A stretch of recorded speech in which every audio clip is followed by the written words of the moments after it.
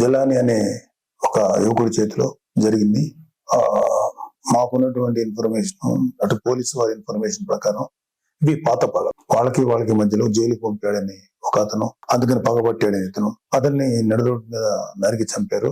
ఇది నిజంగా చాలా తప్పు, అది ఎవరు చేసినా సరే. కానీ మీరు దీనికి రాజకీయ రంగు పొలవటానికి ట్రై చేయకండి. మీరు ఫస్ట్ పాయింట్, వైసీపీ నేత జగన్మోహన్ రెడ్డి గారికి మర్యాదపూర్వకంగా చెప్పేది ఏంటంటే, ఇంతకాలం మీరు శవ రాజకీయాలు చేసే ఎంత దూరం వచ్చారు. జనాలు మీరు చెప్పే మాటల్ని నమ్మటం ఎప్పుడో మానేశారు. ఖచ్చితంగా ఈ హత్యకి సంబంధించి మేము కూడా ఖండిస్తున్నాం. ఖచ్చితంగా ఎలాంటి వ్యక్తులైనా సరే, ఈ వెనకాల ఉన్న వాళ్ళు ఎవరినైనా సరే పట్టుకొని కోర్టుకు తీసుకెళ్లి శిక్షించాలని మేము కోరుకుంటున్నాం.